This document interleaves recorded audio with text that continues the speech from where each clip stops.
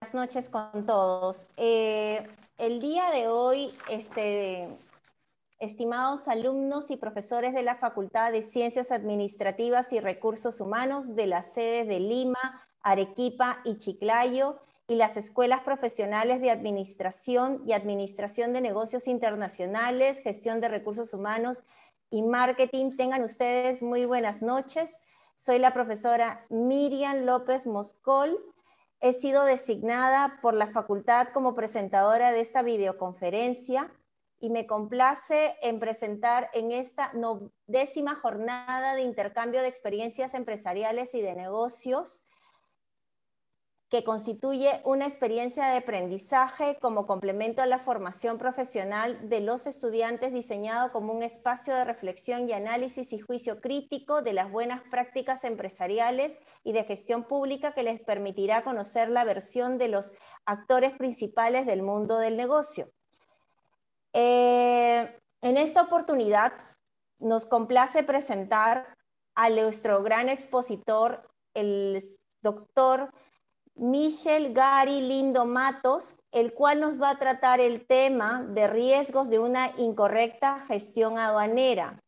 Así también hacerles partícipe que él es licenciado en Administración de Negocios Internacionales de la Universidad Nacional Mayor de San Marcos, abogado y maestro en Derecho Aduanero de la Universidad Nacional Federico Villarreal, máster en Comercio Internacional de la Universidad Alcalá de Henares de España. Tiene un máster de Derecho Aduanero en la Universidad de Valencia en España como agente de aduanas, y cuenta con bastante experiencia como especialista aduanero y tributario en el Tribunal Fiscal del Ministerio de Economía y Finanzas. Ha sido jefe de gestión aduanera en Talma.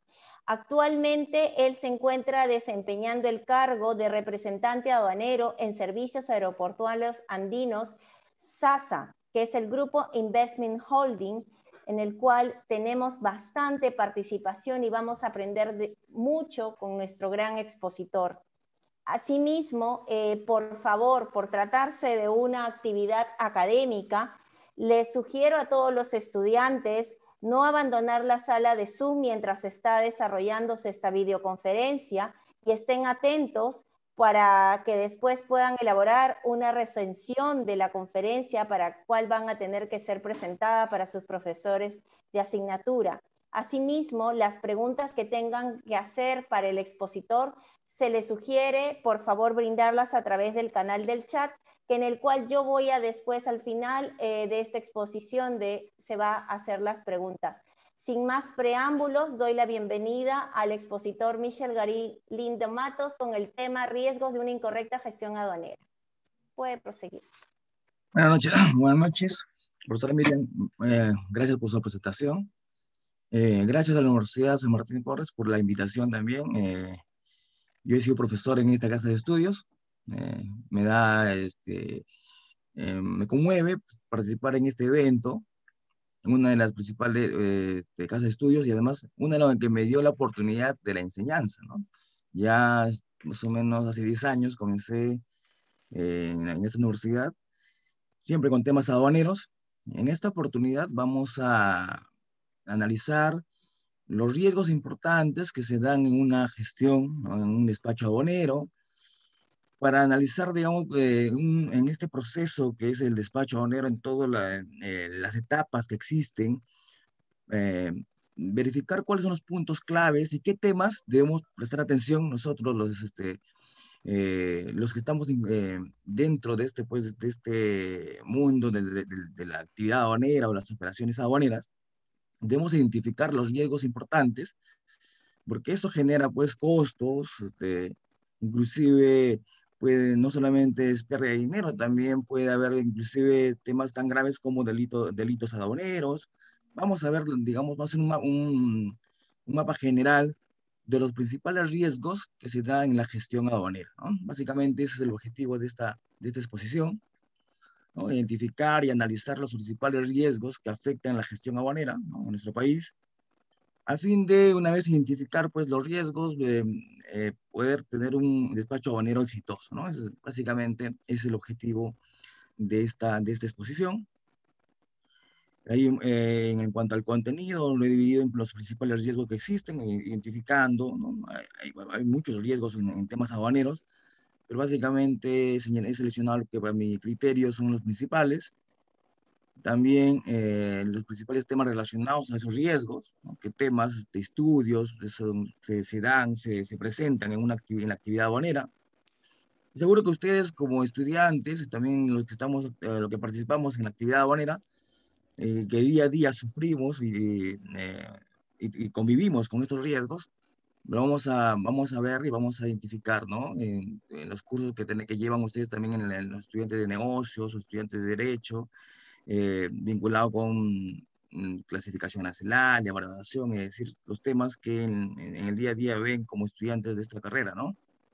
Vamos a ver el marco legal general, digamos cuál es la estructura legal de los procedimientos aduaneros, y después ya hemos identificado algunas infracciones que son las más, digamos, más recurrentes, más importantes a mi criterio, ¿no? Tanto infracciones administrativas y también ya un poco más grave en cuanto a delitos aduaneros. Entonces, comenzamos con la primera parte, que es identificando los principales riesgos, ¿no? Lo he dividido en sanciones administrativas, delitos aduaneros y otras acciones también que afectan la gestión aduanera, ¿no? Por ejemplo, en cuanto a sanciones administrativas, vamos a ver que tenemos el comiso de mercancías. El comiso de la mercancía es perder la propiedad del bien, ¿no? De la mercancía. Hay muchos supuestos en el cual uno puede perder la mercancía, ¿no? Imagínense un importador que ha planificado todo un negocio para poder ingresar mercancías y poder pues, hacer un negocio de la importación, y cuando ingresa la mercancía, por X circunstancias, pierde la misma, ¿no? Mira lo grave que puede ser perder la mercancía, ¿no? Entonces, es una sanción muy alta, muy grave, una sanción que afecta la propiedad de la mercancía. Entonces, hay que ver en qué caso se da, por ejemplo, el comiso de los bienes, ¿no? Es una sanción, una de las sanciones más altas, más graves que tenemos. La suspensión de actividades también, imagínense una agencia aduana, un almacén aduanero que sea sancionado con suspensión de actividades. Imagínense un almacén aduanero que va a parar un día, ¿no? Durante el proceso en su procedimiento, en sus actividades. No solamente afecta a la actividad propia del almacén, sino toda la cadena que viene, que genera, ¿no? Por ejemplo, a la gente aduana que haya programado el retiro de la mercancía o el embarque de la mercancía, al importador que está por retirar la mercancía del almacén aduanero o que va a embarcar la mercancía, que afecta a ambos, tanto al flujo tanto de ingreso como salida de mercancías, ¿no? En cuanto a suspensión, felizmente, ya en el año 2016, muchas de las causales se cambiaron a multa, justamente con el argumento que le estaba señalando, ¿no? Porque la suspensión era muy fuerte, había plazos largos de suspensión y había muchos supuestos que se sancionaban con suspensión. Y básicamente los almacenes y a los agentes de aduana, ¿no?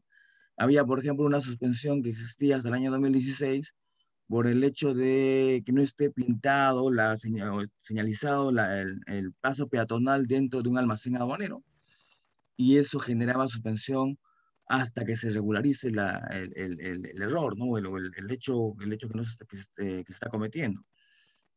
Solamente suspender un día un almacén aduanero genera un conjunto de pérdidas, no solamente para el almacén, ¿no? Pérdidas económicas, sino también a toda la cadena, como les indicaba, ¿no? A la gente carga, al transportista, al importador, al exportador, ¿no?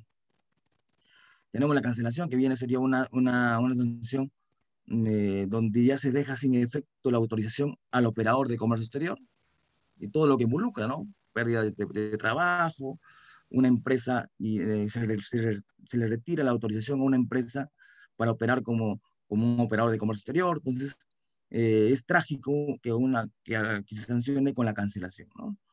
Y lo más recurrente son las multas aduaneras, ¿no? Hay multas, en materia de aduanas hay multas, eh, digamos, multas leves, multas que tienen montos mayores, va a depender también del hecho y de la infracción que se está cometiendo, ¿no? Pero genera pérdidas, digamos, en el sentido que uno cuando planifica una importación, no planifica gastos extraordinarios como multas, ¿no? O inclusive tributos dejados de pagar, pero se van generando durante el proceso de despacho, ¿no? Y son riesgos y que hay que planificar, digamos, la idea es evitar ese tipo de riesgos, coberturándonos con una planificación aduanera coherente, una estrategia legal también coherente en el procedimiento de despacho, ¿no? Y después del tema administrativo, también tenemos riesgo vinculado con delitos aduaneros, que es un poco más grave, ¿no? No solamente nos quedamos en el tema de las multas o la sanción administrativa como un comiso, una suspensión, sino ya nos vamos al grado más alto de perder la libertad, ¿no? Delitos como contrabando, defraudación de rentas, receptación y financiamiento al contrabando, tráfico de mercancías restringidas y prohibidas. El contrabando es un delito en el cual el bien jurídico, es decir, lo que se está vulnerando, es el control de parte de la SUNAT, ¿no? Cuando alguien comete el delito de contrabando, lo que está haciendo es vulnerando el control de parte de la SUNAT. La SUNAT es la institución del Estado que controla el tráfico internacional de mercancías, ¿no? Cuando vulneramos ese control, estamos cometiendo el delito de contrabando, ¿no? Eh, en nuestra legislación tenemos un parámetro en cuanto a delito, si es delito o es infracción vinculada al contrabando, en cuanto al monto o la cuantía de la mercancía. Si el hecho está relacionado con un valor de la mercancía mayor a 4 ITs, estamos hablando de delito de contrabando. Si es menor a 4 ITs, estamos hablando de una infracción vinculada al contrabando, ¿no? En cambio, en defraudación de rentas, no existe ese parámetro. Si yo, por ejemplo, con ardita astucia, presento documentación que no corresponde a la realidad para poder beneficiarme tributariamente en el tema aduanero, estoy cometiendo el delito de defraudación de renta. Así sea por $1 que me beneficie, estoy cometiendo delito de defraudación de rentas. Ahí no hay ese límite de 4 ITs que existen en el contrabando, ¿no? La receptación y financiamiento está vinculado también con los delitos aduaneros. La receptación está vinculado con recibir, embarcar, ¿no? Mercancía proveniente de delitos, como el contrabando, por ejemplo, ¿no? Si alguien comercializa una mercancía procedente de contrabando, está cometiendo el delito de receptación, ¿no? Si alguien financia la operación, financia el contrabando, está cometiendo delito de financiamiento, ¿no? Y después un contrabando, digamos una suerte de contrabando agravado, es el tráfico de mercancías prohibidas y restringidas. Porque aparte de burlar el control aduanero, estamos promoviendo el ingreso de mercancías que son prohibidas o restringidas sin documentación. Entonces, este tipo de delito, como el tráfico de mercancías prohibidas o restringidas, aparte de lo que protege es que no ingrese mercancías sin control de parte de la SUNAT, y aparte también la salud, porque las mercancías prohibidas o restringidas tienen como objetivo que las mercancías pues no sean dañinas a la salud, no dañen el medio ambiente, etcétera, un conjunto de restricciones que depende de varias entidades del sector público, y si se rompe no se cumplen con esa normativa de prohibiciones y restricciones, entonces puede ser dañino para entre mercancías que puedan dañar la salud de la persona, ¿no? Entonces estamos hablando de riesgos vinculados con delitos aduaneros. Después existen otras acciones que también afectan la gestión aduanera, ¿no? Por ejemplo, medidas preventivas que la SUNAT pueda tomar en un despacho aduanero vinculado con la inmovilización, incautación de mercancías, ¿no? Cuando un importador trae su mercancía y se somete al control de la aduana, ¿no? Porque la aduana pues, es la entidad que controla el tráfico internacional de mercancías, tanto ingresos, salida de mercancías. Entonces, se somete a un proceso, a un conjunto de formalidades que debes cumplir para que finalmente puedas disponer del bien, ¿no? A eso le llamamos nosotros el despacho aduanero. Es decir, cumplir las formalidades, ¿no? Todos los pasos, desde que se enumera la declaración aduanera hasta que finalmente la aduana te dé el levante, ¿no? Ahí tenemos un conjunto de pasos a cumplir. Y durante ese proceso de despacho aduanero hay controles que ejerce la aduana, ¿no? La aduana puede ejercer controles ordinarios y extraordinarios, ¿no? El control ordinario está vinculado con los canales de control que ejerce la SUNAT. hay canal verde, naranja, rojo, que es un control ordinario, que depende pues de factores de riesgo para que le asigne un canal de control, ¿no? Por ejemplo, si estamos hablando del canal rojo, es porque la SUNAT va a revisar físicamente la mercancía y también documentariamente la mercancía. Si es canal naranja, solamente documentario. Y si es verde, no hay control ni documentario ni físico, ¿no? Se pagan los tributos y te dan el levante. Te autorizan a retirar la mercancía. Entonces, en ese proceso puede haber un control ordinario, pero también hay un control extraordinario fuera, digamos, del control de la aduana operativa, de la aduana marítima o aérea, que hace el control de acuerdo por dónde llega la mercancía. Pero hay oficiales de aduana, área de fiscalización, que hacen también operaciones de revisiones inopinadas, ¿no? Puede que, por ejemplo, en un despacho aduanero, la mercancía se le haya asignado canal verde y pese a ser canal verde, pueden revisar físicamente cuando es una acción de control extraordinario, ¿no? En esas acciones, tanto ordinarias como extraordinarias, la SUNAT puede verificar que alguna incidencia, ¿no? Quizás hay mercancía que no estaba bien declarada en la declaración aduanera, o quizás hay un error en la declaración, o quizás es una mercancía que no cuenta con los requisitos que establecidos en la norma, etcétera, y la aduana para verificar, digamos, con más detenimiento esta falta o este error, eh, realiza acciones preventivas, ¿no? Por ejemplo, tenemos la inmovilización, que es muy utilizado por la zona, ¿no? Cuando llega la mercancía a un almacén aduanero, por ejemplo, sale el canal rojo, se revisa físicamente la mercancía y ve que hay una incidencia que tienen que investigarse, entonces la aduana que hace inmoviliza la carga y mantiene al almacén como un custodio, ¿no? Entonces el almacén tiene la responsabilidad de verificar que esa mercancía no se retire, no se eh, disponga de ese bien. Entonces hay un rol también, digamos, del privado, ¿no? Una suerte de auxiliar de la administración pública, porque el privado, que es el almacén aduanero, toma posesión del bien para cuidar en nombre del Estado, ¿no? Es decir, la SUNAT le entrega o dispone que el almacén aduanero tiene que custodiar esa mercancía. Y hay sanciones en caso se permita, por ejemplo, entregar la carga sin que se levante la inmovilización. En cambio, en la incautación, la SUNAT, de acuerdo pues, al criterio y los hechos que ocurren en ese momento, puede disponer retirar la carga y llevarse los almacenes de SUNAT. Eso es incautación. Cuando la SUNAT toma forzosamente la mercancía y son trasladados a los almacenes de la SUNAT, ¿no? Es diferente a la inmovilización. La inmovilización se queda donde está, pues, por lo general en un almacén aduanero, en el puerto, aeropuerto, es decir, en lugares donde la SUNAT pueda con confianza entregar a un tercero la custodia de la mercancía, ¿no? En cambio, en la incautación, la SUNAT toma posesión de la mercancía y se lleva a sus almacenes. Son medidas preventivas, no son sanciones, son medidas preventivas. El reembarque es un régimen aduanero, ¿no? El reembarque es un régimen aduanero, pero que nadie planifica reembarcar una mercancía. O sea, nadie está pensando en ingresar una mercancía para reembarcarlo. O sea, nadie tiene un objetivo reembarcar. El reembarque es un régimen aduanero que básicamente responde a una necesidad, es como una excepción a la regla, ¿no? Es decir, yo traje mercancía, pero no logré un permiso, tengo que reembarcar, tengo que retirar la carga del territorio nacional. Pero nadie piensa traer una mercancía para reembarcar. Muchas veces es una consecuencia, ¿no? Por ejemplo, traigo mercancía, se revisa físicamente la mercancía y resulta que es mercancía prohibida.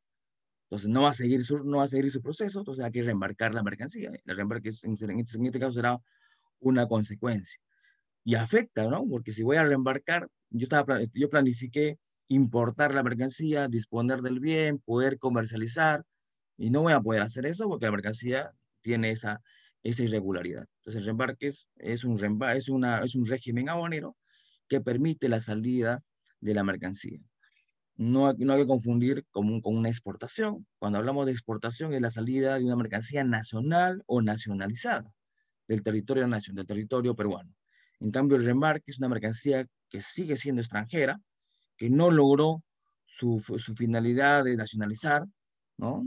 O someterse a otro régimen aduanero, sino tiene que devolverse, ¿no? Tiene que salir del territorio nacional. El reembarque vamos a ver más adelante cómo operan algunos reembarques, ¿no? De acuerdo a las circunstancias.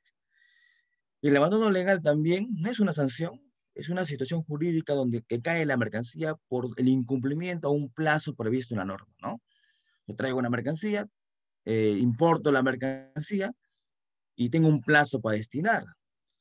Quizás no tengo dinero, no he planificado la liquidez correctamente, eh, no tengo el documento para poder para seguir el trámite aduanero, no he planificado bien, no he hecho mi checklist, tendría que ser un checklist, ¿no?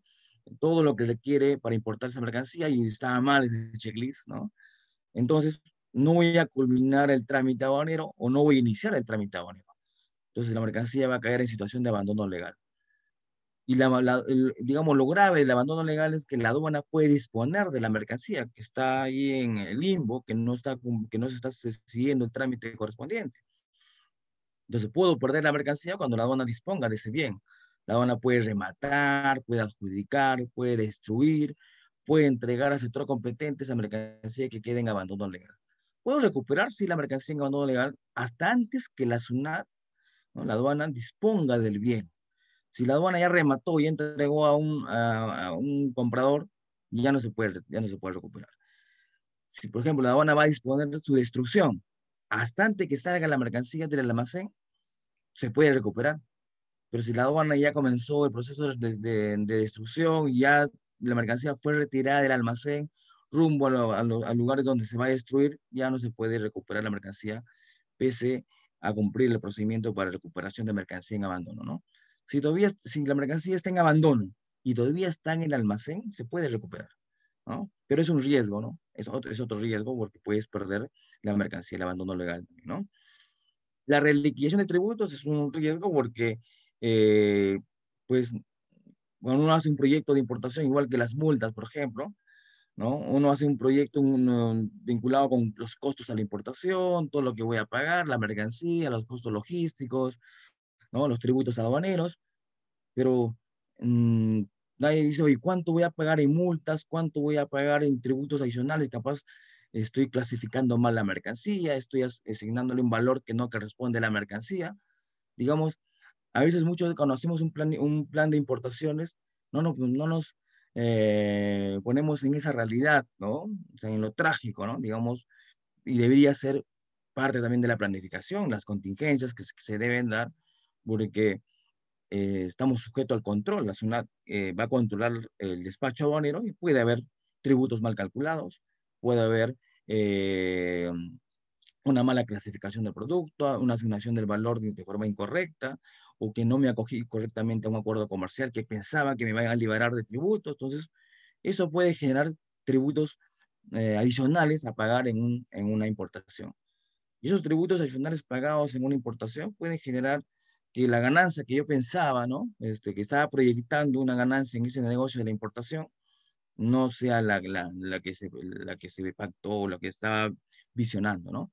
Yo había hecho toda mi estructura de costos y había establecido una ganancia determinada, pero ahora he pagado tributos en exceso o he pagado multas y eso genera pues pérdidas en el negocio, ¿no?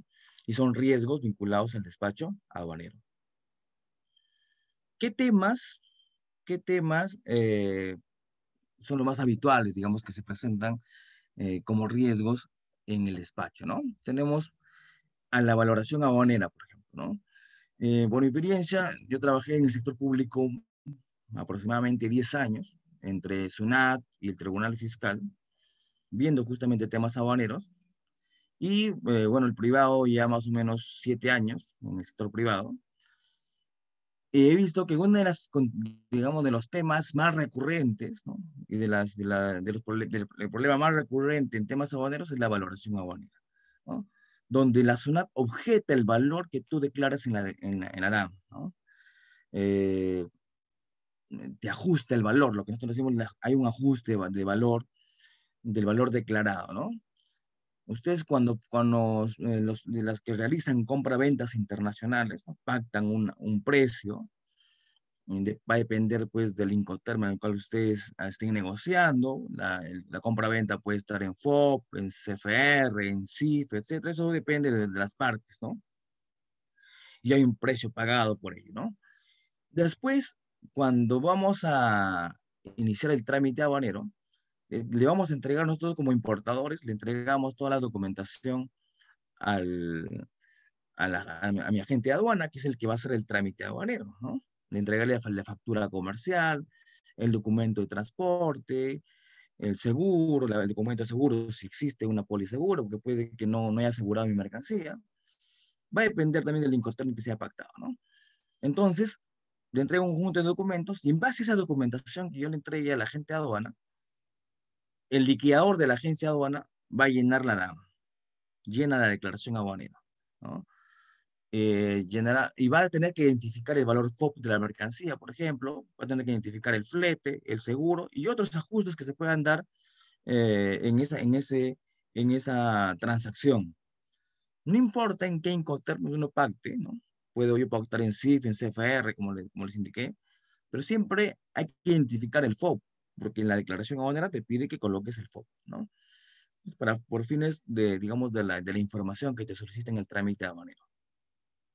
Y la SUNAT, eh, digamos, en esa mera etapa donde la agente de aduana recibe la información y lleno la declaración y transmito la información a la SUNAT, hay canales de control, como les señalé, canal naranja, rojo, verde.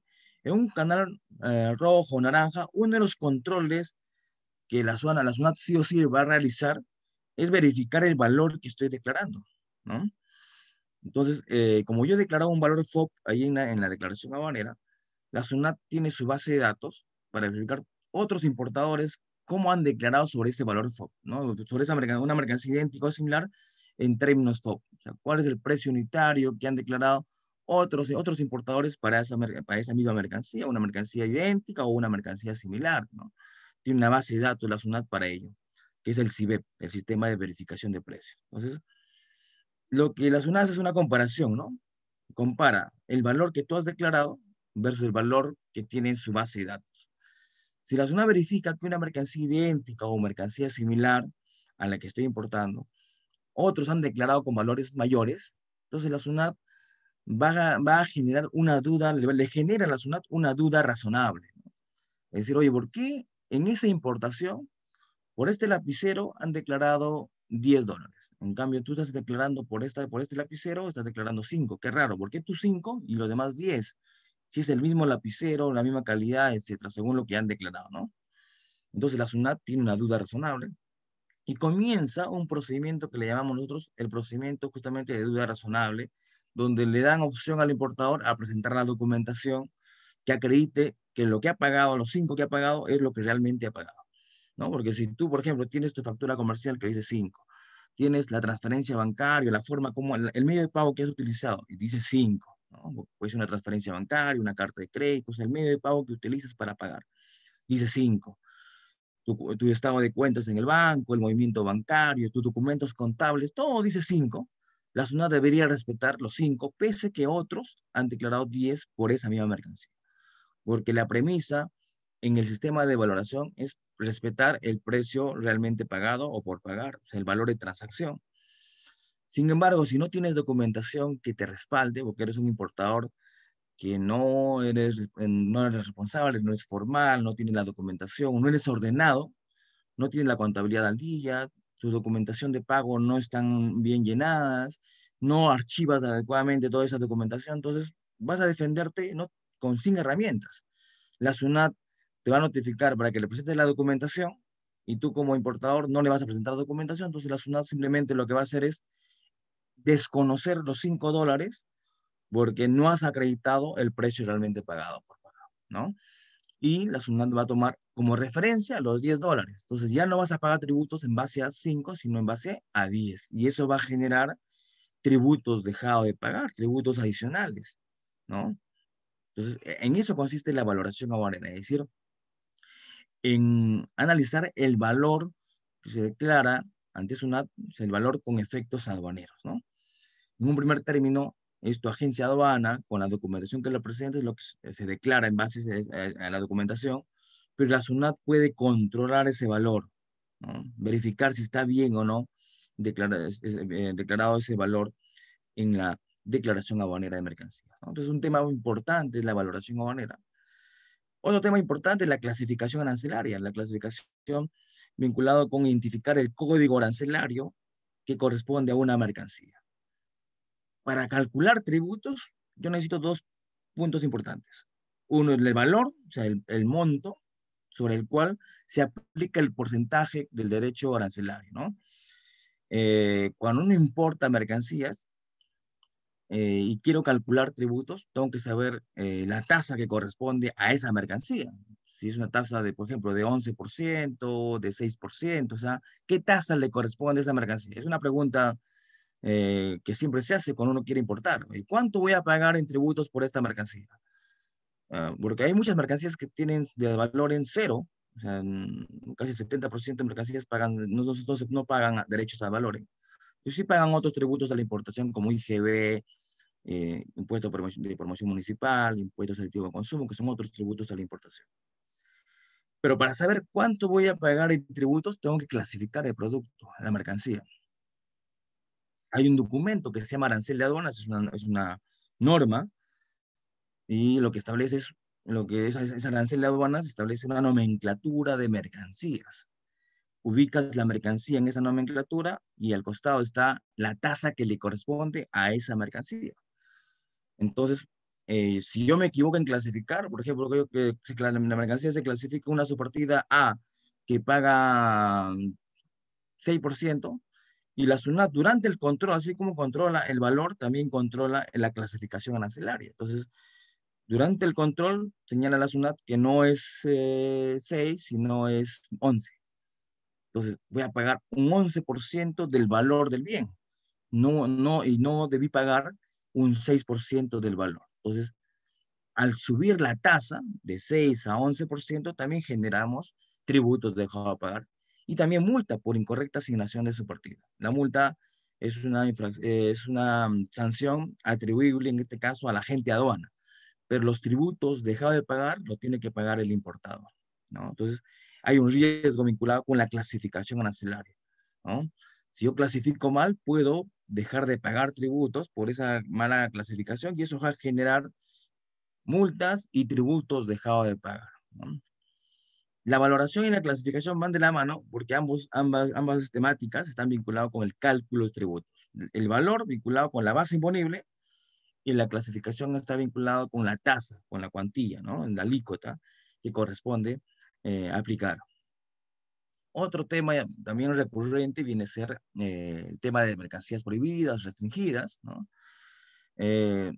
Hay mercancías que requieren algún documento para poder ingresar, un documento autorizante de una entidad, ¿no? Por ejemplo, DIGEMIT, SENASA, ahora con el tema de la pandemia estamos bien atentos al tema de las vacunas.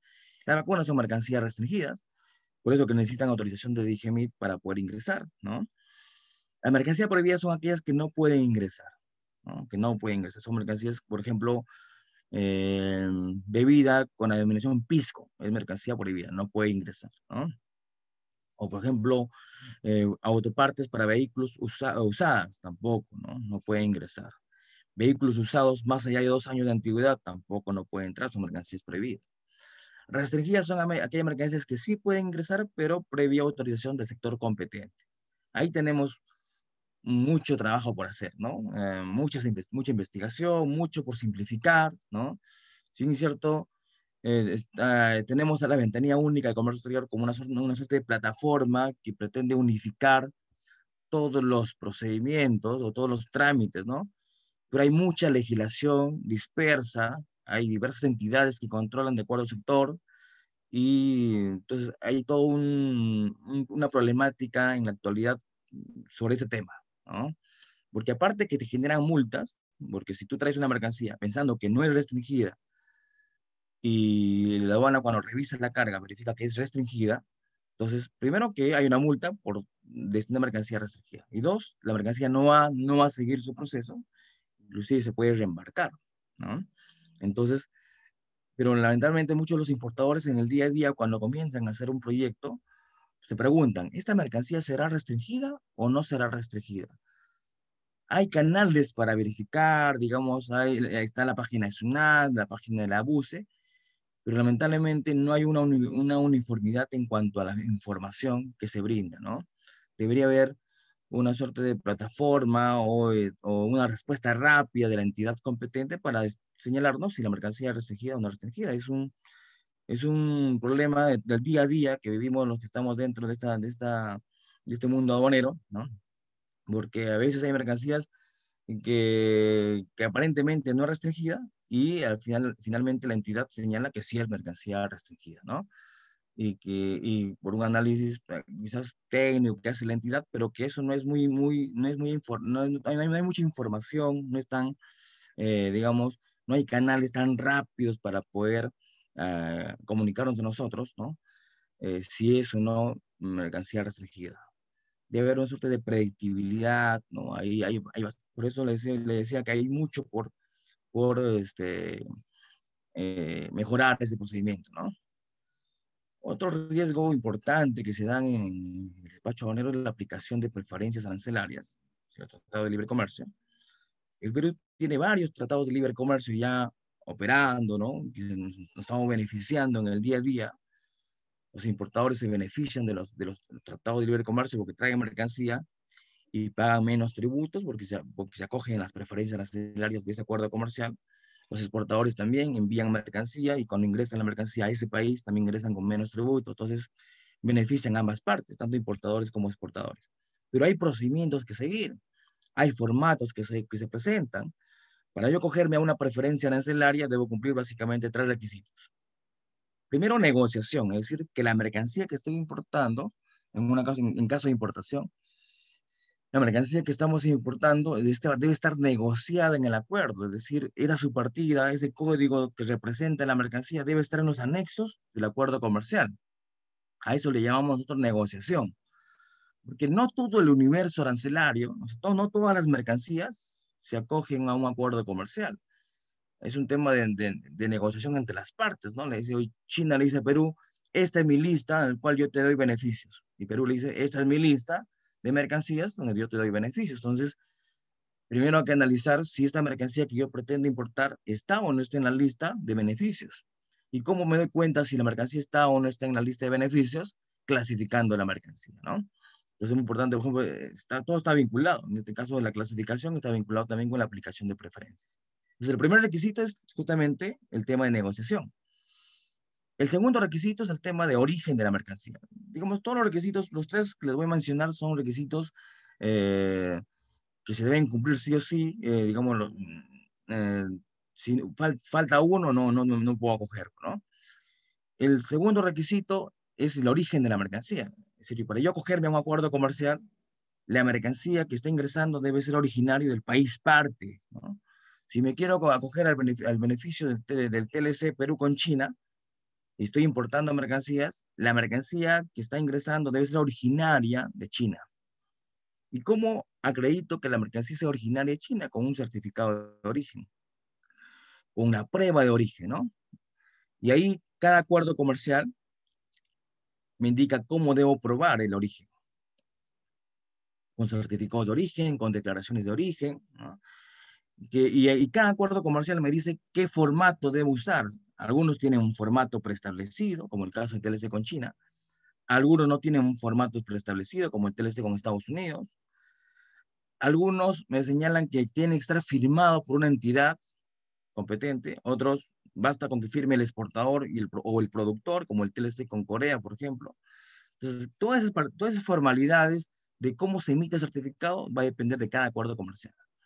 Y lamentablemente no hay uniformidad, o sea, cada acuerdo tiene sus propias reglas, ¿no? Sus propios formatos, sus propios, inclusive montos mínimos y momento de emisión del certificado, etcétera. Entonces hay también un riesgo vinculado con la mala aplicación de un acuerdo comercial.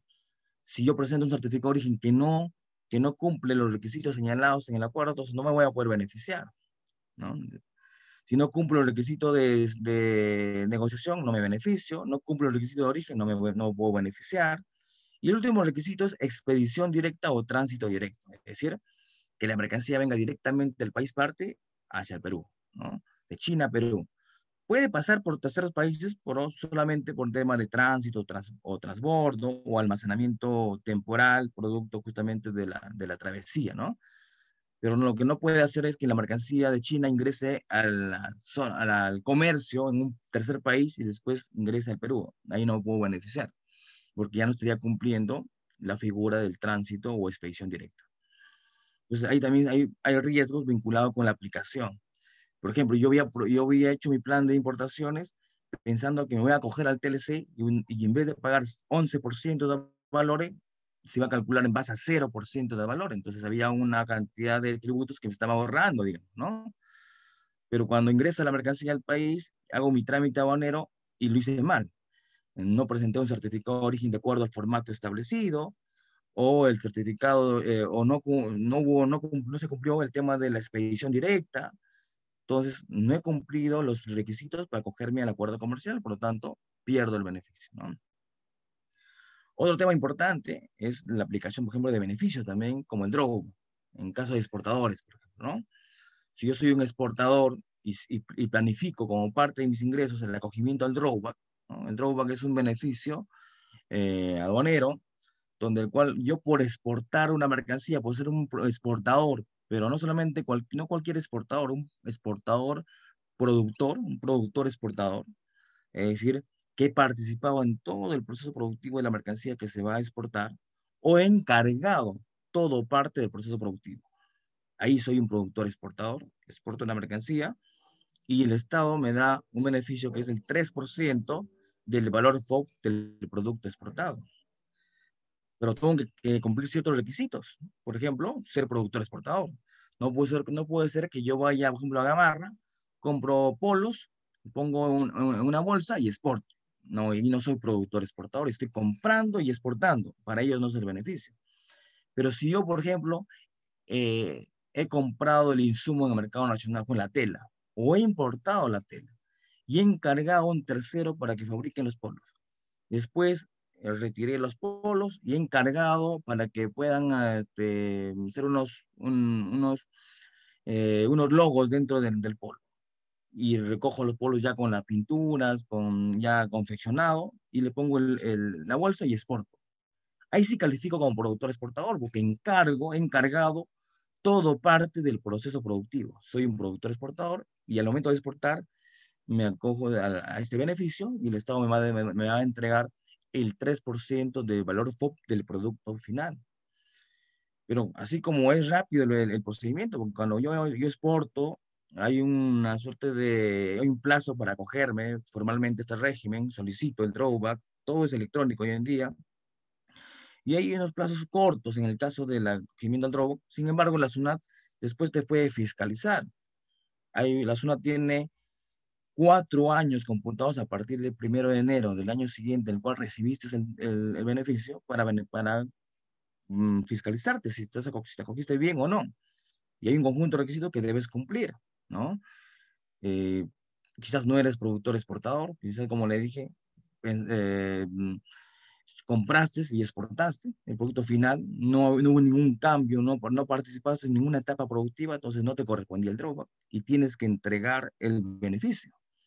Y hay un riesgo de la pérdida de ese beneficio. Y no solamente es entregar el beneficio, también es la multa como consecuencia de una incorrecta aplicación del beneficio, ¿no? Otro tema importante también que se da, bueno, ya son los temas operativos y errores en la documentación, ¿no? Eso también es muy latente.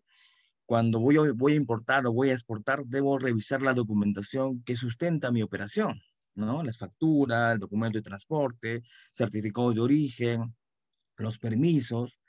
Debo verificar si son coherentes o no son coherentes, ¿no? Por ejemplo, yo puedo traer una mercancía, tengo mi factura comercial, en la factura comercial dice vasos, ¿no? Y no me di cuenta que yo lo que estoy comprando son platos, y por error al que me emite la factura puso vasos. Sigue el procedimiento, le entrego la documentación a mi agente de aduana, ve la documentación porque no ve la mercancía, ¿no? Porque hoy en día el despacho aduanero es tan dinámico que se basa pues, en documentación. Y además es obligatorio en la actualidad hacer el despacho anticipado, es decir, antes que la mercancía llegue al territorio nacional, ya estamos iniciando el trámite aduanero. Entonces, ¿cómo inicia el trámite aduanero una agencia de aduana? Con la documentación que le entregue el importador. Entonces, el agente de aduana ve el documento, en este caso la factura comercial, y dice vasos de papel. Eh, y quizás la otra documentación, como el certificado de origen y el documento de transporte, capaz dice platos, porque esos están bien emitidos, quizás, ¿no? Pero ahí es tan rápido es, y que el liquidador, el que llena la declaración aduanera de una agencia de aduana, copia vasos. Llena la DAM, vasos. Sale canal rojo, se revisa la mercancía, y el aduanero dice, oye, pero acá no están vasos, acá vemos platos. Entonces, ¿qué va a pasar? Que la SUNAT va a considerar que esa mercancía platos no está en la DAM y es mercancía no declarada. Entonces, si es mercancía no declarada, entonces va a corresponder, la aduana lo que va a hacer es inmovilizar la mercancía. Y para averiguar qué pasó, si es una mala declaración o es mercancía no declarada y corresponde su comiso, o sea, perder la propiedad del bien, o, o el reembarque que puede optar el dueño de la mercancía. Entonces te paralizan el ingreso de la mercancía. Quizás esa mercancía estaba ya destinada a un comprador, era parte del flujo comercial de la empresa, y no va a ingresar porque hubo un mal llenado de la factura comercial. Teníamos que sustentar a la SUNAT que es un error de llenado en la factura, presentar documentos que sustenten el error, pero mientras sustentamos y todo lo demás, la mercancía sigue en el almacén aduanero, lo que genera gastos logísticos, ¿no?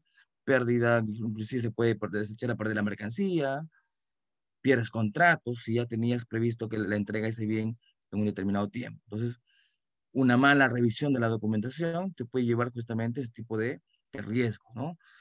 Todos los documentos deben ser coherentes en cuanto a su contenido. La factura comercial, el documento de transporte, si hay un certificado de origen, el certificado de origen, todo debe ser coherente.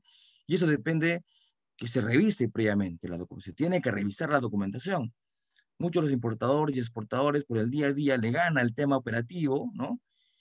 ¿No? Y no revisan la documentación que entregan muchas veces a los agentes de aduana, ¿no? Y la gente de aduana también muchas veces, ¿no? Hay agente de aduana y hay de todo en el negocio. Algunos revisan bien, algunos no revisan, entonces, y se dan estos tipos de errores, ¿no?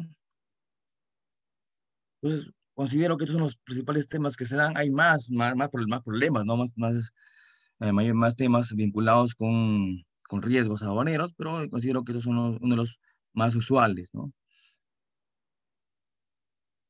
Ahora, hay que tener en cuenta que esos riesgos, ¿no? Digamos, estos temas y riesgos están vinculados con un marco legal, ¿no?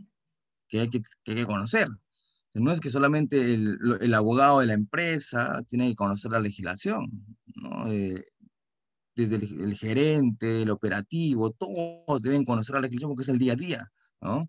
Es lo que día a día hacemos, ¿no? Un administrador de negocios internacionales que no conozca la ley de aduanas y su reglamento y la tabla de sanciones, pues no conoce las reglas de juego, ¿no? No conoce la pauta que genera justamente este conjunto de procedimientos, ¿no? Digamos, la normativa básica que todo involucrado en los negocios internacionales debe conocer es esto, ¿no? La ley de aduanas, que es el decreto legislativo 1053 y todas sus modificatorias. Tenemos el reglamento de la ley de aduanas, el decreto supremo 010-2009, ya tiene su tiempo, pero han sido actualizados. La última modificatoria importante se dio en el 2018, vigente la gran parte de estas modificatorias a partir del 31 de diciembre del año 2019. Tenemos la tabla de sanciones, que es una tabla que entró en vigencia recién el año pasado, el 1 de enero del año 2020, es una nueva tabla de sanciones. El arancel de aduanas, ¿no? Donde están pues los códigos, las subpartidas nacionales de las mercancías, son los códigos arancelarios que identifican el porcentaje que corresponde a cada mercancía, ¿no? Y el acuerdo de valor de la OMC que está vinculado con el valor en aduana, ¿no? Cómo se declara el valor de la mercancía, y hay un reglamento nacional, y los procedimientos emitidos por SUNAT. En aduanas hay mucha normativa uniforme a nivel mundial, ¿no? Por ejemplo, tenemos el acuerdo de valor de la OMC, que el Perú aplican desde el año 2000, bueno, el Perú es miembro, digamos, firmante de la OMC, ¿no? Del año 95. Sin embargo, eh, siendo un país en desarrollo, se postergó su vigencia. En el Perú entró en vigencia el acuerdo de valor recién a partir del año 2000. En enero del año 2000, un 50% de la mercancía se valoraba conforme a este acuerdo, y en abril del año 2000, el otro 50%, ¿no? Y hay una norma nacional que recoge el acuerdo, que muchas veces esta norma nacional, el Decreto Supremo 186, ha vulnerado o ha ido más allá de lo que dice el acuerdo. Eso lamentablemente, ¿no? Otra norma peruana que se basa en un acuerdo internacional es el arancel de aduanas. Nuestro arancel de aduanas está elaborado en base a la nomenclatura del convenio del Sistema Armonizado y Designación y Codificación de Mercancías. Es un acuerdo internacional que nos da una nomenclatura base a todos los miembros de la OMA, de la Organización Mundial de Aduanas, ¿no? Entonces, nuestro arancel de aduanas se parece mucho al 98% de países del 98% de países vinculados con el comercio mundial. Entonces, por eso que cuando una mercancía viene de China y se importa de China y se emiten documentos en China como el certificado de origen, coincidimos hasta los 6 primeros dígitos. No, no es que los códigos, la subpartida nacional, los códigos que representan a la mercancía, sean solamente conocidos en el Perú, ¿no? Todos los miembros de la OMA coincidimos hasta los 6 primeros dígitos. Todos los países miembros de la Comuna Andina coincidimos hasta los 8 primeros dígitos. Y el Perú le agregamos 2 dígitos más para hallar la subpartida nacional. Entonces, como vemos, el arancel nacional, el acuerdo de valor son normas de carácter internacional. El acuerdo de valor, los miembros de la OMC son más o menos, aproximadamente son 165 países a nivel mundial, ¿no? Que aplican el mismo acuerdo. Y en cuanto al arancel de aduanas, este convenio, el sistema armonizado, aproximadamente lo aplican 183 países a nivel mundial, ¿no? Entonces, son normas de carácter internacional. Vamos a hablar de las principales infracciones, como una suerte de resumen de las principales infracciones que se dan en la legislación aduanera. Hemos hecho una recuperación de algunos temas importantes. Por ejemplo, preliminarmente tenemos la nueva tabla, ¿no? La nueva tabla de sanciones, que está vigente a partir del 1 de enero del año 2020. Es una tabla renovada que trae su complicación en entender en la actualidad, porque antes, en la ley de aduanas, está, por ejemplo, qué supuesto le correspondía que la sanción, o sea, qué supuesto le correspondía la sanción correspondiente. Es decir, por ejemplo, incorrecta asignación de su partida, qué sanción le correspondía, eso estaba en la ley. Ahora en la ley ya no está eso. Todo se ha derivado a la tabla de sanciones. Eso es riesgoso porque la tabla de sanciones se aprueba con decreto supremo. Entonces, un decreto supremo es más fácil de modificar que una ley, ¿no? Entonces, si mañana más tarde alguien quiere subir las multas o cambiar de sanción, hacer más grave las sanciones, entonces es más fácil de cambiar porque es un decreto supremo. Eso parece que afecta la seguridad jurídica y eso debe estar en la ley, ¿no? Más que en una tabla aprobada con decreto supremo. En las tablas de sanciones está, digamos, divide las infracciones para los operadores de comercio exterior, los operadores intervinientes, los terceros que intervienen en las operaciones aduaneras, como llamados terceros, de manera general, y infracciones de que sancionan con comiso, ¿no? La ley de aduanas diferencia al operador de comercio exterior como aquel operador que tiene que estar autorizado por SUNAT para poder operar, ¿no? Como un agente aduano, un agente CAR, ¿no? Son los operadores de comercio exterior que requieren ser autorizados para operar. En cambio, los operadores intervinientes no. Realizan actividades aduaneras, pero no requieren que la SUNAT los autorice, ¿no? Por ejemplo, el importador, el exportador, los que administran los puertos, aeropuertos, ellos no requieren la autorización de SUNAT para poder operar, ¿no? Y los terceros, está establecida una norma como una frase genérica, todos aquellos que intervienen de alguna forma en una operación o régimen aduanero. Hay situaciones donde no hay sanción en materia de aduanas, ¿no? Por ejemplo, cuando es caso fortuito de fuerza mayor, o por ejemplo, cuando el sistemas internos o falta de implementación de parte de la SUNAT. Pues, hay casos, hay muchos casos, ¿no? Donde los operadores, la gente de aduana, almacenes, queremos transmitir datos a la SUNAT y no podemos porque hay fallas en el sistema de la SUNAT. Entonces, tenemos que probar a la SUNAT, y mira, yo he transmitido tal fecha, tal horario, ¿no? He transmitido esta obligación, pero no pude hacerlo porque el sistema de SUNAT no estaba respondiendo, entonces tengo que probar, lamentablemente. Ahí hay un tema de probanza también, ¿no? Decirles a SUNAT, mira, acá está el print donde no podía hacer la transmisión, ¿no? Ahí debe haber una suerte de trabajo conjunto, ¿no? La SUNAT reconocer que en ese momento no estaba funcionando su sistema para que no sancione, ¿no? Porque ha habido muchos casos, inclusive judicializados, donde se está discutiendo si hubo o no hubo fallas en el sistema, por ejemplo, para que exista o no exista la sanción correspondiente, ¿no? Vamos a ver. Esta es la tabla de sanciones, la nueva tabla que está vigente a partir del 1 de enero del año 2020. Ya sufrió una modificatoria en julio del año 2020. Hay que ver que con el cambio, digamos, de tabla de la ley de aduanas, de las modificatorias en la ley de aduanas, y una nueva tabla de sanciones, se ha eliminado, por ejemplo, el régimen de incentivos. Antes, los operadores, cuando cometíamos alguna infracción y la sanción era multa, íbamos a la SUNAT, teníamos el chance después de bajar, ¿no? De hacer rebajas inclusive hasta el 90%. Si uno sabía, conocía que ha cometido una infracción y no querías pues, tener mayores problemas, ibas a la SUNAT, te autoliquidabas y había rebajas inclusive de 90%. Eso ya se eliminó, no hay un régimen de incentivos en la actualidad. Ojalá se publique, ¿no? Pero estamos esperando algún régimen de incentivos o gradualidad vinculado con esta nueva tabla de sanciones, ¿no?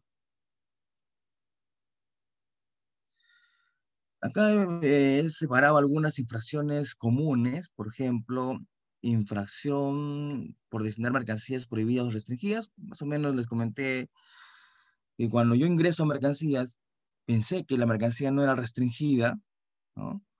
Y como consecuencia, el reconocimiento físico de la SUNAT encuentra que la mercancía sí es restringida, entonces acá hay una multa, ¿no? La multa por destinar mercancía restringida, que es una OIT. Y si es prohibida, es decir, la aduana considera que esa mercancía no pasa, no tiene, no está permitido su ingreso, la multa es 2 ITs. Pero si es mercancía restringida, es decir, sí puede ingresar, pero no tienes el permiso, entonces será mercancía restringida sin documentación y la multa es una IT. Y aparte de ello, lo que va a corresponder es reembarcar la mercancía. Es decir, aparte de la multa por destinar mercancía restringida sin documentación, la SUNAT va a ordenar su reembarque, salvo que tú puedas obtener el permiso durante el despacho, ¿no? Y puedes salvar esa situación, pero la multa no te libras de la multa. Puedes ingresar la mercancía porque quizás has obtenido el permiso, pero la multa va, ¿no? Y si la aduana ordena el reembarque, aparte de la multa por no destinar, ¿no? No, por destinar mercancía restringida, y si la aduana ordena el reembarque y no cumples con el reembarque, hay otra multa más por no reembarcar la mercancía. Entonces, hay que tener mucho cuidado, ¿no? Siempre cuando uno importa una mercancía tiene que verificar correctamente si la mercancía requiere o no requiere un permiso para su ingreso. Eso es muy importante, porque en el peor escenario puede ser una multa, dos multas, ¿no? Una por destinar mercancía restringida sin documentación, y si te ordenan el reembarque, aparte, por no reembarcar en el plazo establecido, ¿no? Y la multa es para el importador.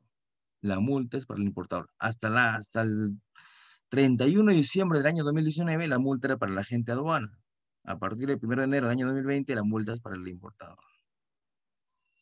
Y inclusive puede rozar con el tema de delitos aduaneros, porque hay un tipo de delito que es tráfico de mercancías prohibidas y restringidas, cuando, por ejemplo, presentas una documentación falsificada, un certificado o un permiso sanitario, por ejemplo, falsificado con la idea de poder ingresar la mercancía. Estamos hablando de tráfico de mercancías restringidas, ¿no?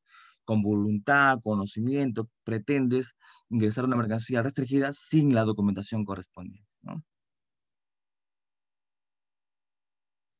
Otra infracción muy importante también es la incorrecta asignación de su partida, ¿no? Así como le dije que es un elemento importante, una temática importante la clasificación de mercancías, ¿no? La clasificación es una de las técnicas más importantes que existe en el tema aduanero. Y si me equivoco en la clasificación, ¿no? Ahora, profesor, ¿quién es el que clasifica la mercancía? ¿El importador o el agente de aduana? El agente de aduana es el experto, ¿no? El que debe revisar la clasificación, ¿no? Pero se va a basar muchas veces se basa en la información que tú como importador le entregues. Por eso que la multa es para la agente de aduana, pero los tributos le corresponden al importador. Entonces el importador no puede ser ajeno a la clasificación, tiene que revisar, tiene que investigar también, ¿no? Porque si esa incorrecta clasificación, por ejemplo, tú clasificas una mercancía con una subpartida y clasifica como si fuese cero, y durante el reconocimiento físico la SUNAT verifica que no es esa clasificación, está mal, y la subpartida que corresponde es 6, ¿no? Entonces hay tributos dejados de pagar que atribuibles al importador, y la multa lo tiene que pagar el agente de aduana, ¿no? Entonces, hay que tener mucho cuidado con eso, ¿no? Ojo, la multa es cuando hay tributos dejados de pagar, es decir, hay incidencia tributaria, ¿no? Ahora, hay temas de dualidad de criterio que puede evitar el tema de multas y tributos también, ¿no? Por ejemplo, el artículo 149 de la ley de aduana dice que cuando la SUNAT emite una resolución de clasificación en un tiempo A, ¿no? Dice que la subpartida para esa mercancía es la subpartida 1 y le corresponde 0%. Entonces, yo en base a esa resolución de clasificación de SUNAT oficial, ¿no? Yo he ido importando, clasificando de acuerdo a lo que la SUNAT me ha dicho. Pero después de 3, 4 años, la SUNAT dice, no, un momentito, esa resolución está mal porque no es así, está mal clasificado. Voy a replantear mi criterio y ahora es en otra subpartida y paga 6% de valores. Entonces yo digo, oye, ¿qué hago? Si yo siempre he seguido la clasificación, la primera clasificación tuya es la clasificación de SUNAT, y ahora cambia la subpartida y cambia el valor. Entonces, el artículo 149 dice que no corresponden ni tributos ni multas como consecuencia de un cambio de criterio, pero siempre y cuando sea de resolución a resolución, ¿no? Eh, pero tampoco genera derechos para que te devuelvan los tributos. Por ejemplo, si es al revés, ¿no? En la clasificación, la clasificación 1, la SUNAT indicaba que yo debo pagar 6, 6, 6, y después cambia su criterio y dice que ya esa mercancía ya no paga 6, sino debe pagar 0, porque es otra clasificación. Entonces, yo diría, oye, entonces he estado pagando de más todos estos años, me debes devolver lo pagado en exceso. El artículo 149 dice que tampoco da derecho a la devolución. Eso es cuestionable, ¿no? Porque si bien es cierto, por norma me pueden decir, oye, tu Estado no le cobres, ¿no? No le cobres porque tú le estás induciendo a error, ¿no? No le cobres multas ni tributos, pero ¿por qué me están quitando mi derecho, ¿no? A pedir devolución porque he pagado de más? Esa parte me parece que no debería replantearse en ese artículo 149, ¿no? Pero también hay otros temas de dualidad de criterio que están establecidos en el Código Tributario, por ejemplo, porque el artículo 149 solamente habla de resoluciones de clasificación.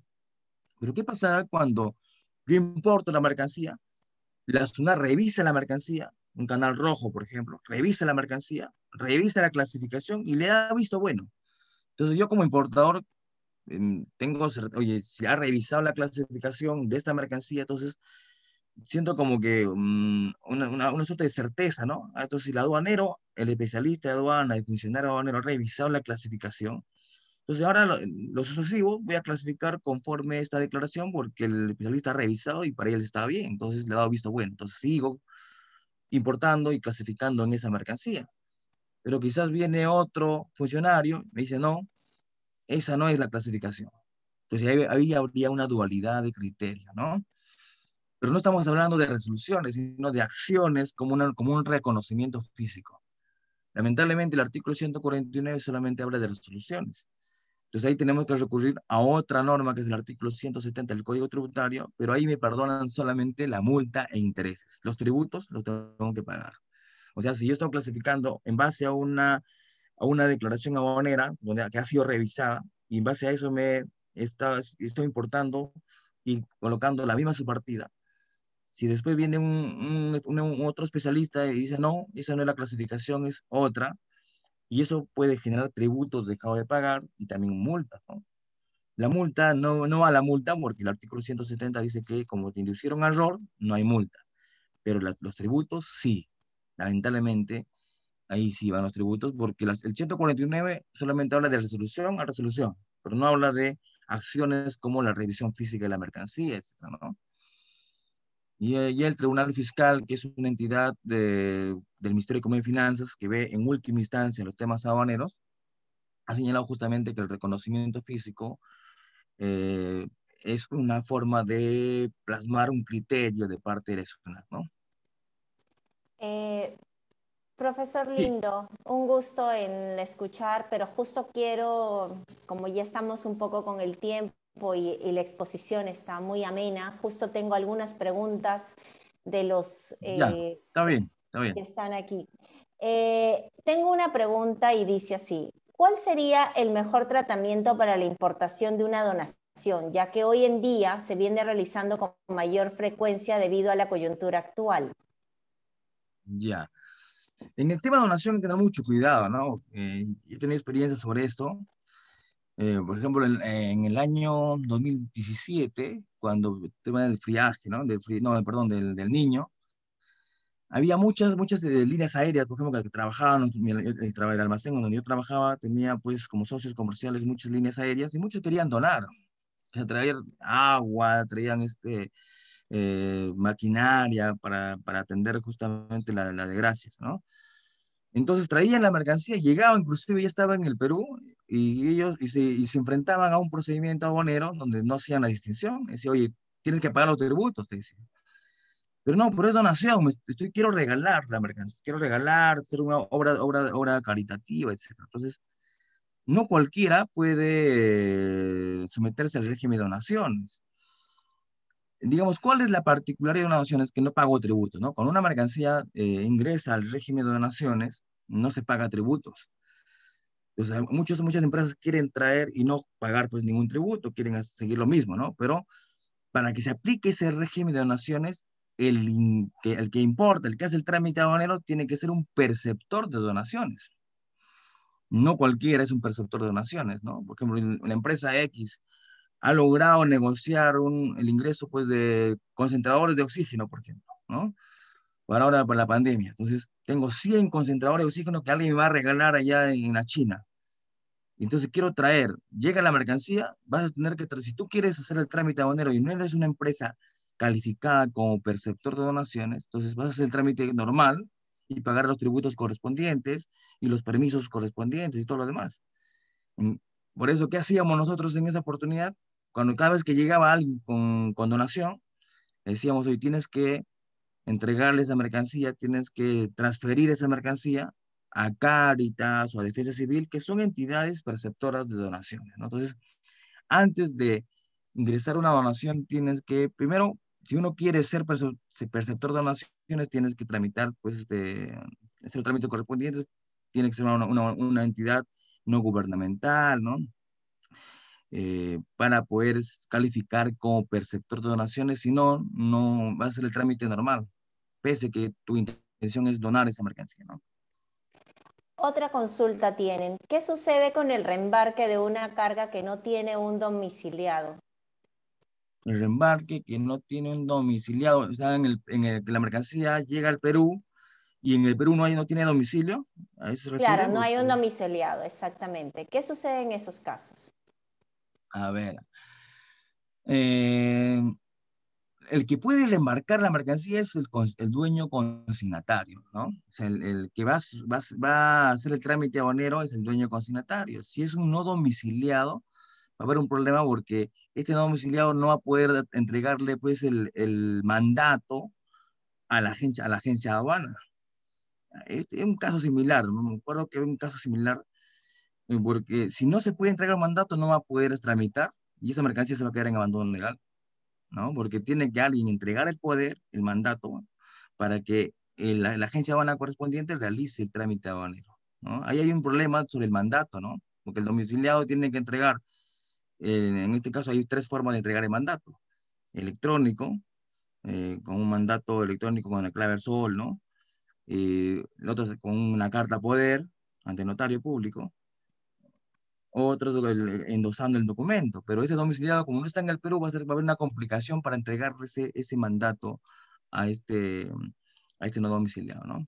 Se va a complicar, porque eh, no hay forma lamentablemente en el caso del reembarque, siempre tienen que hacerlo con un agente de aduana, y el agente de Exacto. aduana va a trabajar con el mandato, ¿no? Y otra consulta más para no dilatar más es, ¿cuál es el tiempo promedio por el cual se utiliza el término de abandono legal respecto a las mercancías según SUNAT?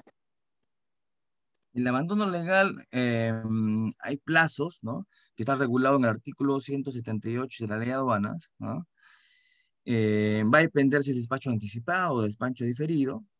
Por ejemplo, si es despacho anticipado, es decir, yo numero la DAM antes que le llegue la mercancía al territorio nacional, una vez que se termina de descargar, hay 30 días para culminar el trámite. O sea, ya viene con declaración aduanera, pero tengo 30 días calendarios para culminar el trámite. Si no culmino en los 30 días, la mercancía cae en abandono legal. Eso es cuando es despacho anticipado.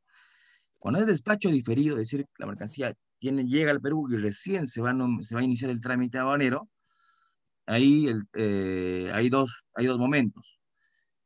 Llega la carga, tengo 15 días para destinar. El día 16, si no destino hasta el día 15, el día 16 cae en abandono legal.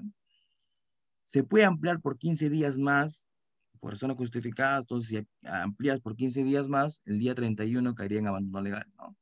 Si no tiene destinación. Llega la carga, no tiene destinación. O puede ser que llega la carga y tiene destinación, es decir, se inicia el trámite aduanero. Pero ese trámite aduanero también tiene que culminarse en un plazo máximo de 30 días computados a partir del día siguiente, enumerado en la declaración aduanera, ¿no? Si no culminas el trámite, la mercancía caerá en abandono legal. Por ejemplo, ¿qué se entiende por no culminar el trámite? Numeraste la declaración aduanera, pero no pagaste los tributos. O numeraste la declaración aduanera y la aduana te solicita algún documento y no entregas. Entonces, por causa imputable al usuario, no se está culminando el trámite correspondiente. Eso es. Acá hay una consulta muy interesante. Creo que el alumno estaba habla del Tribunal Fiscal y me imagino que debe ser por los ajustes de valor. Acá pone, ¿no? Buenas noches. ¿Por qué se considera al Tribunal Fiscal como la última instancia para la resolución de un problema aduanero, teniendo en cuenta que aquella entidad es conocida como la segunda instancia, si existe otra que es la tercera instancia, que es el Poder No lo escuché Judicial? la última parte. Sí, está interesante. Yo creo que este es de un ajuste de valor, ¿no? Interesante está la pregunta. Dice, buenas noches. ¿Por qué se considera al Tribunal Fiscal como la última instancia para la resolución de un problema aduanero, teniendo en cuenta que aquella entidad es conocida como la segunda instancia, si existe otra que es la tercera instancia, que es el Poder Judicial? Muy bien. Lo que pasa es que técnicamente, ¿no? El Tribunal Fiscal es la última instancia administrativa, ¿no? La última instancia administrativa en temas aduaneros. O sea, la SUNAT me ajusta el valor, me genera tributos dejados de pagar, yo reclamo, la SUNAT va a volver a evaluar el tema, si declara infundada mi reclamación, apelo y llega al Tribunal Fiscal. El Tribunal Fiscal es la última instancia administrativa en resolver el caso, ¿no? Lo que resuelve el Tribunal Fiscal en temas jurídicos se llama cosa decidida, ¿no? Ahora, esa resolución que emite la SUNAT puede ser demandada a nivel judicial tanto por la SUNAT como el usuario, que considera que esa resolución no está de acuerdo a sus intereses, ¿no? Se demanda y inicia un proceso judicial. Pero ¿cuál es lo importante de la resolución del Tribunal Fiscal? Es que esa resolución ya se vuelve la deuda que se está discutiendo en ese caso, ya es exigible. Por ejemplo, si el Tribunal Fiscal falla en contra del usuario, esa deuda que estaba en discusión, la SUNAT ya lo puede cobrar coactivamente, pese a demandar a nivel judicial, ¿no? Eh, y si es al revés, si la SUNAT si el Tribunal Fiscal le da la razón al importador, el importador puede pedir la devolución del monto que estaba en discusión, si ha pagado, ¿no? Entonces, esa resolución del Tribunal Fiscal es muy importante por ello, porque ya es exigible la deuda cuando se termina a nivel de Tribunal Fiscal, a menos que se presente una medida cautelar, ¿no? A nivel judicial, que son pocas cautelares que se presentan en este aspecto, en el tema aduanero, ¿no? Y bueno, y a nivel judicial, pues se evaluará nuevamente el caso, pues ya es a nivel, es otra, a nivel jurisdiccional, ¿no? Por eso que el Tribunal Fiscal se dice que es la última instancia administrativa en materia aduana, administrativa, ¿no? Y esta es la ultimita, ya con esta acabamos, de verdad. Con esta acabamos, profesor. Tengo una A ver. curiosidad por el alumno que lo pone como un caso. Pareciera que le hubiera pasado en su vida práctica y no sabe qué va a hacer. De verdad, dice, si soy un importador frecuente y hago una compra de 100 bicicletas y el proveedor me envía 200 bicicletas por error, pero no me notifica y me sale canal verde, me doy cuenta en mi almacén de dicha cantidad que podría hacer para no incurrir en falta, pagar la multa, pero si tengo toda la documentación necesaria de que yo compré 100 bicicletas y las tengo en mi almacén, ¿podría quedarme con el excedente o tengo que devolverlo? Creo que este es A más ver, que todo por los casos anticipados que hay, que no se hacen previos. hay una parte que quiero estar, ¿Quieres comprar? Te lo vuelvo a repetir. a ver, déjame ver, un Dice, favor para, sí, claro que sí. Si soy un importador ya frecuente está. y hago una compra de 100 bicicletas y el proveedor me envía 200 bicicletas por error, pero no me notifica y me sale canal verde, me doy cuenta en mi almacén de dicha cantidad que podría hacer para no incurrir en falta. Pagaría la multa, pero si tengo toda la documentación necesaria de que yo compré 100 bicicletas y las tengo en mi almacén, ¿podría quedarme con el excedente o tengo que devolverlo a la SUNAT? Muy bien, muy bien. Es buena pregunta. Justo está vinculada con este caso, ¿ah? Cuando la mercancía es mayor o distinta, ¿no? Fuese mayor o distinta la consignada en la DAM, a esa figura nosotros le llamamos mercancía no declarada, ¿no? O sea, porque declaró 100 bicicletas, pero le llegaron 200, digamos, 100 más, ¿no? En Ajá, exceso. Entonces, cuando el dueño encuentra la mercancía no declarada, porque puede que salga canal verde, por ejemplo, ¿no? Sale canal verde, soy un buen importador. Ahora ya la figura de importador frecuente ya no existe porque ha sido absorbida por el OEA, el operador económico autorizado. Pero imagínate exacto. que soy un importador, que tengo buen riesgo, entonces no, digamos, no me sale canal ni rojo ni naranja, sale canal verde. Ingresa a mi almacén, abro el contenedor y digo, oye, 100 bicicletas de más. ¿Qué hago? El contador se vuelve loco que tiene que registrar y hay un problema. Esa problemática se solucionó con esta ley de aduanas justamente, o se pretendía solucionar porque había después algunos matices que se tiene que analizar ahí. Cuando el dueño encuentra mercancía no declarada y de buena fe quiere regularizar, hay dos opciones, ¿no? Reembarcar la mercancía, porque puedes que no, quizás no quieres pues, las 100 bicicletas, capaz por error te mandó tu proveedor y te dice, oye, devuélveme, ¿no? Entonces hay una opción de reembarcar sin multa. Hay un plazo de 30 días para reembarcar. O si quieres quedarte con las bicicletas, puedes pagar los tributos correspondientes, rectificar la DAM, incluir las 100 bicicletas en la DAM, y tienes un plazo de 3 meses transcurridos desde la fecha de otorgamiento levante para poder regularizar sin multa. Ambos casos sin multa. Esto antes del año 2008, porque esta norma se publicó en el año 2008, pero entró en vigencia en el año 2009 parcialmente. Antes de ello no se podía. Muchos importadores solicitaban la rectificación, querían incluir lo demás, el exceso, querían incluir en la DAM y no podían hacer eso y la SUNAT más bien los comisaba y les multaba.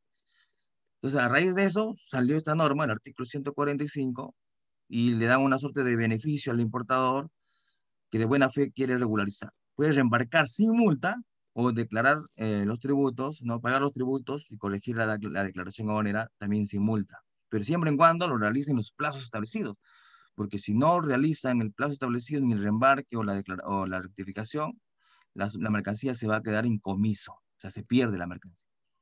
¿Ya? Y si la SUNAT, pero profesor, ¿cómo me va a comisar si yo tengo la bicicleta? Si la SUNAT toma conocimiento que hay mercancía no declarada y no has cumplido con esto, ordena el comiso con una resolución y te ordena que le entregues las bicicletas. Si no le entregas, te multa por no entregar la mercancía comisada, ¿no? Distinto es cuando la aduana encuentra la mercancía no declarada. Si en el reconocimiento físico la aduana encuentra la mercancía no declarada, ahí no hay opción de rectificar y pagar los tributos. Ahí hay dos opciones. O dejas que te comisen la mercancía o reembarcas, pero con una multa. Entonces, es distinto cuando el importador encuentra y cuando la aduana encuentra, ¿no? Para concluir justo esto ahora con el tema de los anticipados, se debería hacer entonces un previo, así sea la carga que te haya salido Canal Verde, para evitar este tema de comiso. Ahora, el año pasado, en agosto del año pasado, se modificó el procedimiento de importación y ahora sí se puede hacer reconocimiento previo también en Canal Verde. Ujú. El reconocimiento previo es la opción que tiene el importador, el dueño, el importador y también el agente de aduana, de revisar físicamente la mercancía antes que la SUNAT lo revise, ¿no?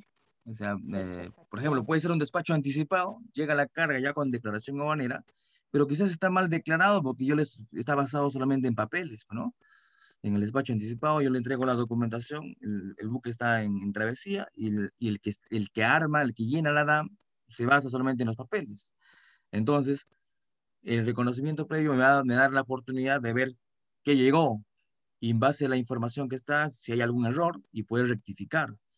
En el despacho anticipado te dan la opción de rectificar en un plazo máximo de 15 días posteriores al término de la descarga sin ninguna sanción, ¿ah? Sin ninguna multa. Es un beneficio, digamos, al despacho anticipado. Entonces, el previo te puede dar esa información pues, para poder rectificar, ¿no? Si sale la mercancía y tiene algún error, ya se va a complicar, ¿no? Muchas gracias, profesor Lindo. Ahora sí, ya estamos ya en la cierre Sí. de esta gran exposición. Se agradece a los estudiantes, profesores y autoridades por su asistencia y participación en nombre de la facultad y el decano, el doctor Valera Loza. También agradecer al expositor Michael Gary Lindo, Lindo. Eh, y se le hace también mención que se le va a dar un certificado y al cual se le hará llegar bajo los canales pertinentes y correspondientes. También hace referencia que esta videoconferencia será publicada en Zoom y será difundida por el canal de la Universidad San Martín de Porres. Muchísimas gracias a todos por su participación.